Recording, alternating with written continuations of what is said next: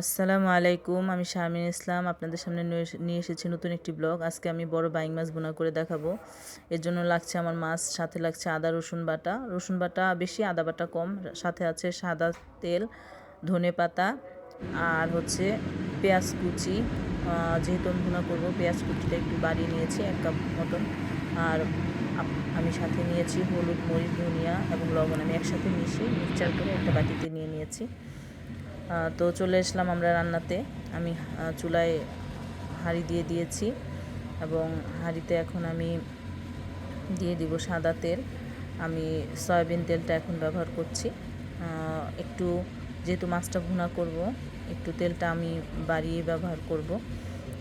যেই কাপটা আমি দেখেছি সেই কাপ দিয়ে 1 কাপের মতন আমি তেল ব্যবহার করব এখানে। তেলটা গরম হয়ে আসলে আমি তেলের মধ্যে দিয়ে দিব কিছু পেঁয়াজ কুচি। আমি তেলটা গরম করে নিচ্ছি। তেলটা গরম হতে হতে আমি পেঁয়াজ কুচি দিয়ে দিলাম 1 কাপের মতন। 1 কাপের মতন পেঁয়াজ কুচি দিয়ে আমি এখন পেঁয়াজটাকে নরম করে নেব। পেঁয়াজ তেলের মধ্যে ভেজে ভেজে আমি পেঁয়াজটা ব্রাউন বা বাদামি কালার করব না, তবে তেলের মধ্যে পেঁয়াজটা একদম নরম নরম হয়ে যাবে এমন অবস্থা পর্যন্ত আমি তেলের মধ্যে পেঁয়াজটাকে ভাজতে থাকবো। যে কোনো ভুনা মাছে আমরা যখন ভুনা করি তখন পেঁয়াজটা একটু নরম করে নিলেই হয়।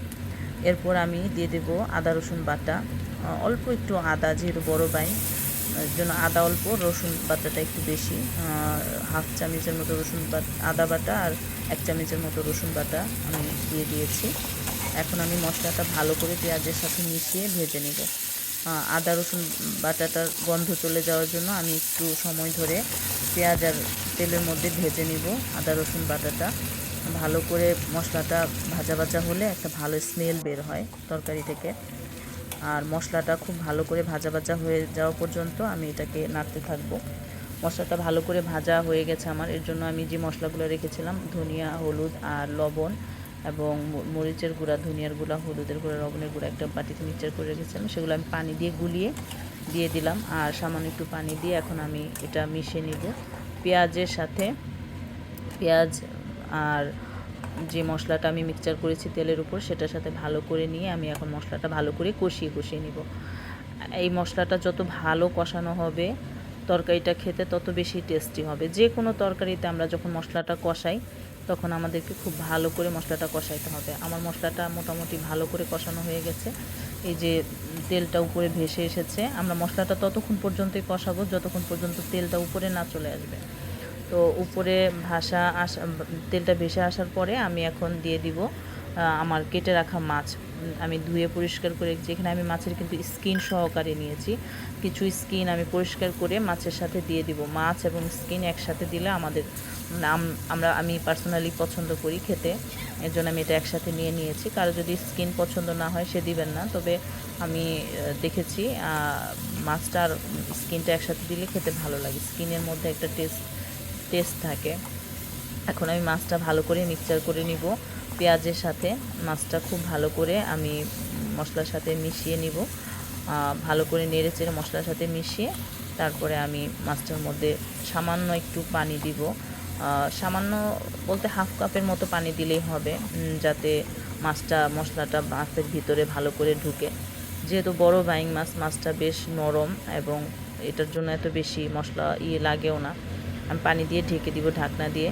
এখন ঢাকনাটা আমি খুলে নিলাম, খুলে দেখি যে আমার পানিটা একদম হয়ে গেছে, শুকিয়ে গিয়েছে। ভালো করে মাছটা কষানো হয়ে গেছে এবং পানিটাও যেটা দিয়েছিলাম সেটাও শুকিয়ে গিয়েছে। আর কিছুক্ষণ আমি ঢাকনা দিয়ে নেড়ে চেড়ে মাছটাকে রান্না করব। যেহেতু বড় বাইং মাছটা বেশ নরম থাকে, এত বেশি প্রয়োজন হয় না কষানো। মাছটা আবার ঢেকে দিচ্ছি।